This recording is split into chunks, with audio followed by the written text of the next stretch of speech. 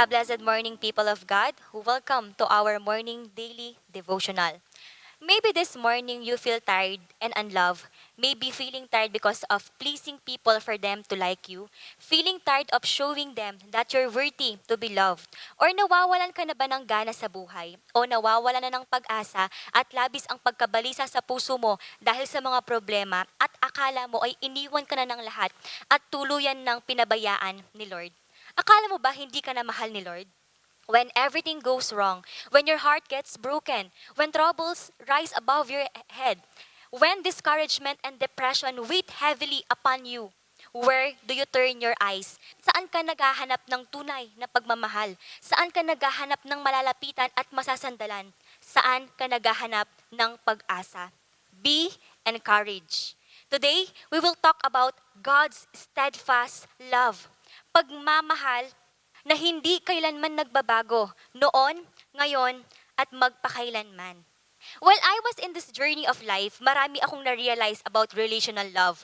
Pagmamahal ng isang ina sa anak, pagmamahal ng isang ama sa anak, pagmamahal ng anak sa kanyang magulang, pagmamahala ng magkakapatid, pagmamahal ng isang tao sa kanyang asawa, pagmamahal ng isang kaibigan, at marami pang iba. I have realized na ang pagmamahal ng tao ay may hangganan at limitasyon. It has expiration date. It has a break. Maybe because we are just human being. We fail and we are not perfect because our God is the one who is perfect. Indeed, there is no greater love than the love of God. Paulit-ulit mong tatandaan na mahal ka ng Diyos at walang makakapantay sa pag-ibig at kahabagan ng Diyos sa atin. In Lamentation, chapter 3, verse 22 to 24. The steadfast love of the Lord never ceases. His mercies never come to an end. They are new every morning. Great is your faithfulness. The Lord is my portion, says my soul. Therefore, I will hope in Him. God's love is constant. It never changes. It doesn't have expiration date. It doesn't have finish line. His love for us is unlimited. His compassion and grace will never come to an end. They are always new every day. Jeremiah is the author of the book of Lamentations. To lament is to express sadness with weeping. It is to mourn. The opposite is to celebrate. Yet, that's precisely what Jeremiah does. Jeremiah was the one who cried out that God's mercy is new every morning, even as destruction surrounded him. How could anyone cry out, "Great is your faithfulness," in the middle of loss? The answer is that Jeremiah knew God could turn tragedy into triumph. He had a revelation of God's steadfast love. In the middle of his sorrow, he finds hope and comfort in God. Babylon had plundered Jerusalem, yet even in the middle of loss, Jeremiah understood this tremendous kiss. And point number 1, God's love is unchanging. In Lamentation chapter 3 verse 22a, the steadfast love of the Lord never ceases. Sa kabila ng pagiging pasaway ng mga anak ng Diyos, naniniwala si Jeremiah na ang pag-ibig ng Diyos ay hindi nagbabago. Hindi magtatagal ang kanyang paghihirap dahil sa pag-ibig ng Diyos. Minsan, nagtatanong tayo, mahal pa ba kaya ako ng Diyos? Bakit ganito ang nangyayari sa buhay ko? Bakit nararanasan ko ito? Ang daming bakit sa puso ko. Kapatid, ang pagmamahal ng Diyos ay hindi kailanman nagbabago. Ang pagmamahal natin sa Diyos ang nagbago. The only thing that changes is our ability to receive His love. Ngunit kung manunumbalik at magpapakumbaba tayo sa Diyos, tayo ay tatanggapin niya because He never stopped loving us. Nothing can separate us from the love of God. In Romans chapter 8 verse 38 to 39, sapagkat natitiyak kong walang makapaghihiwalay sa atin sa kanyang pag-ibig, kahit ang kamatayan, ang buhay, ang kapangyarihan, ang kasalukuyan o ang hinaharap, ang kataas-taasan, ang kalaliman o alinmang nilalang ay hindi makapaghihiwalay sa atin sa pag-ibig ng Diyos na ipinagkaloob sa atin sa pamamagitan ni Hesukristo na ating Panginoon. we must first understand God's nature. The more we understand God's love for us, the more we walk in it and move in it.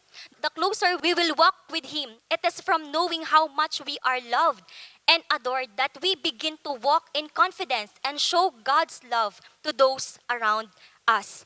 In point number 2, God's mercies are new every morning. Hope is found in Him. Anxiety comes when we look at our circumstances and then look at our ability. But faith comes when we look at our circumstances and then at God's ability. Every day, God is showing us His mercies. Every day, He is giving us the opportunity to come back to Him, to acknowledge Him, to trust Him. The Lord will be faithful to be there every morning with enough new mercy to get us through today's troubles, sins, and pain. Gaano man kasama ang karanasan mo kahapon, no matter how dark it was during the night for you, nothing stops the sun from coming up. And it's exactly the same with God's steadfast love for us. It never ceases. When we open our eyes each morning, we can be certain of two things. Either the sun has or soon will come up, and the steadfast love of the Lord for us hasn't failed. In Matthew chapter 6 verse 26, masdan ninyo ang mga ibon. Hindi sila nagtatanim ni umaani man o kaya'y nagtitipon sa kamalig, ngunit pinapakain sila ng iyong ama na nasa langit. Hindi ba't higit kayong mahalaga kaysa mga ibon? His mercies will never come to an end, never. They will be new every morning, and He will be faithful to bring them to us. If God is our greatest treasure, if God is the only one we love the most, our portion, then we can hope in Him with these unbreakable promises. In Matthew chapter 6 verse 34, kaya nga, huwag ninyong ikabalisa ang para sa araw ng bukas, dahil ang bukas ang bahala sa sarili nito, sapat na ang inyong mga suliranin sa bawat araw. In point number 3, great is God's faithfulness. God is faithful to His promises. Minahal niya tayo, hindi dahil tayo ay tapat. Minamahal niya tayo dahil tapat siya sa atin. In 2 Timothy chapter 2 verse 13, if we are faithless, He remains faithful, for He cannot deny Himself. The Lord is faithful, and we can always take comfort in knowing this. It means that He always does exactly what He says. He will do and acts in accordance with His nature. He can never deny Himself. God's unchanging nature and faithfulness are the foundation of our hope. We never have to fear that our world is out of His control. His plans were formed long ago with perfect faithfulness. Because God is faithful, we have peace of mind in any circumstance, even in the face of death. Although we will change with time and the seasons of life will come and go, our faithful God is always the same. Mananatili siyang tapat magpakailanman. Since we belong to Him through Christ, He will never forget, neglect, or abandon us. He has promised to preserve us complete without blame at the coming of our Lord Jesus Christ, and He will surely do it. For our conclusion, in Psalms chapter 136, verse 1 to 3, give thanks to the Lord, for He is good. His love endures forever. Give thanks to the God of gods. His love endures forever. And give thanks to the Lord of lords. His love endures forever. Nothing to worry about. As long as we believe in God and we trust in Him, whatever circumstances, trials, and storms in life will come our way, knowing His love and faithfulness is unchanging and mercies coming from heaven are new every morning, we as His people will not be shaken. There's a hope in every morning. There is hope today, tomorrow, and forever. Finds hope and comfort in God. Don't give up. Keep trusting our good Father because He is in complete control. Let's bow down our heads and let's pray. Thank you, Jesus. Thank you, Lord. Mapatuloy ka naming pinapasalamatan sa iyong katapatan sa aming mga buhay. Tunay kang tapat, tunay kang sapat, Panginoon. Maraming salamat dahil inibig mo kami, minahal mo kami, Panginoon. Even if we are not faithful, Ikaw, Panginoon, ay nanatiling tapat sa aming mga buhay. And we just want to thank you, Lord God, for you are indeed good.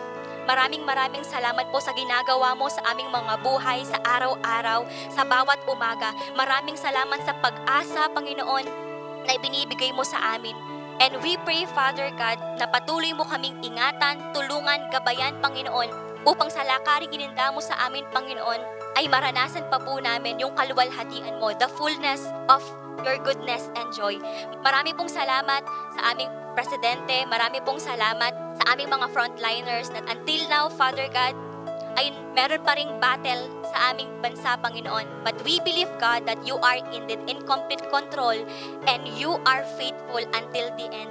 Ikaw lamang ang patuloy naming pinagkakatiwalaan, Panginoon, at patuloy naming pinagkakatiwala ang aming mga buhay sa iyo lamang, aming Diyos na dakila. Maraming salamat po. And this we all ask, and this we pray in Jesus' name. Amen.